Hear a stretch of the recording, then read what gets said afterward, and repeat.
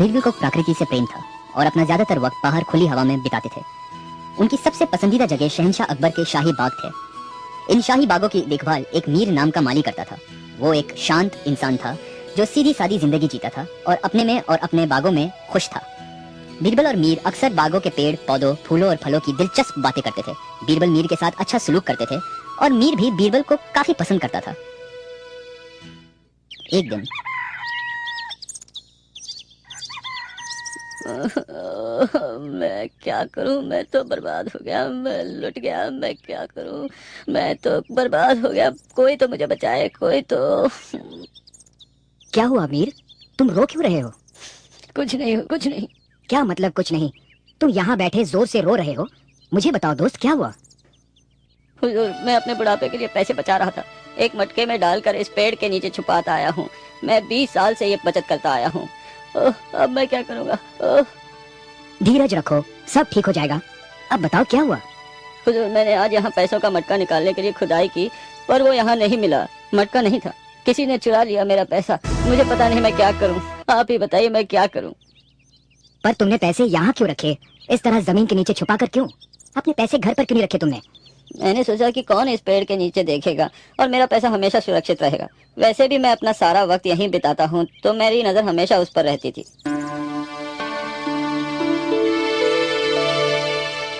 अगर ऐसा है तो जिसे तुमने बताया था चोर वही है। किसे बताया था इसके बारे में? किसी को भी नहीं हुजूर, मैंने किसी से नहीं कहा था। तो फिर किसी ने तुम्हें यहाँ पैसे डालते हुए या निकालते हुए देखा होगा। लेकिन यहाँ पर तो किसी का भी आना मना है, सिवाय आपके, जहाँपना और उनके कुछ मंत्रियों के। हाँ ठीक कह रहे हो, मुझे वक्त दो, मैं वादा करता हूँ तुम्हारे पैसे ढूंढ लूंगा। अब घबराओ मत, घर जाकर आराम करो। कोई भी जिसे पैसों के बारे में नहीं मालूम वो इस पेड़ के नीचे क्यों खोदेगा, और वो भी एक कटहल का पेड़। हाँ, कोई वैद्य या हकीम पेड़ के नीचे खोद सकता है दवाई बनाने के लिए। हाँ ये ठीक है।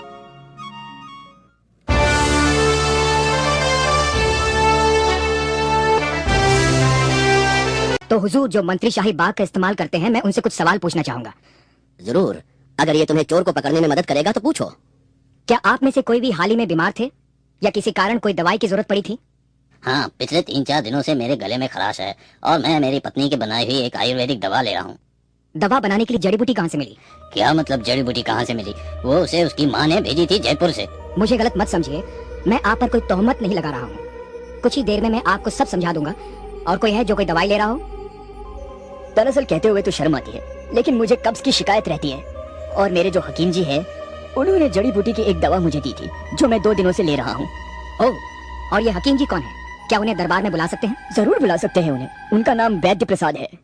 बीरबल, हमें माली के पैसे चोरी होने और इन दवाइयों के बीच कोई संबंध नजर नहीं आता। तुम क्या साबित करना चाहते हो? हुजूर मुझे बस कुछ वक्त और दीजिए और धीरज रखें, मैं आपको सब समझा दूंगा। ठीक है बीरबल, कार्रवाई जारी रखो। वैद्य प्रसाद को हाजिर किया जाए।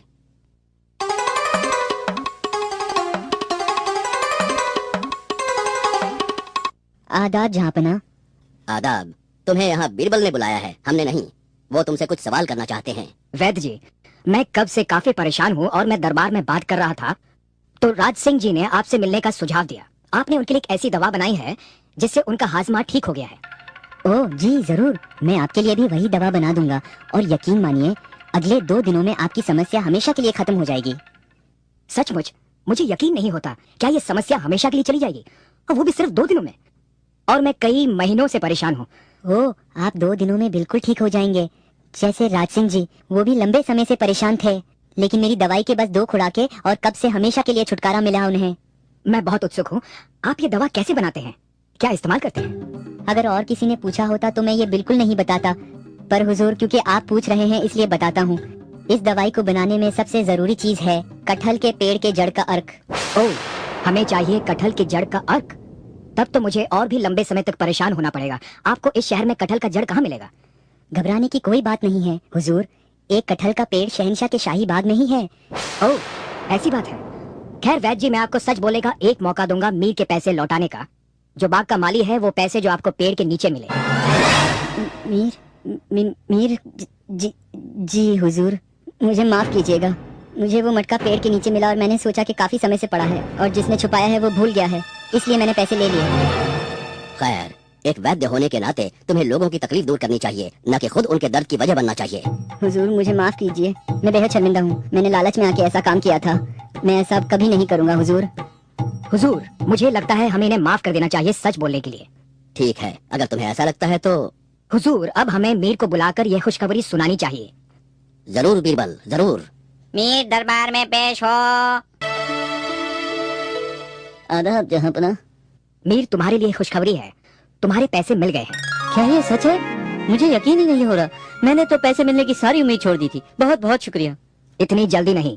उस मटके में कितने पैसे थे? जनाब, उसमें 75 सोने की अशरफियाँ थी। मीर, तुम्हें तुम्हारे पैसे मिल जाएंगे, लेकिन 10 अशरफियाँ कम मिलेंगी तुम्हारी बेवकूफी के लिए जो तुमने पैसों को ऐसी जगह छुपाए।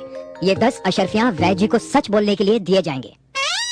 बीरबल, बहुत खूब, कमाल का इंसाफ किया है तुमने। हमें फख्र है तुम पर।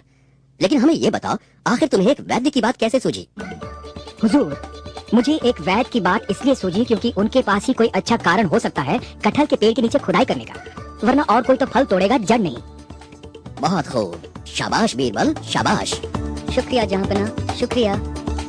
शुक्रिया हुजूर, शुक्रिया।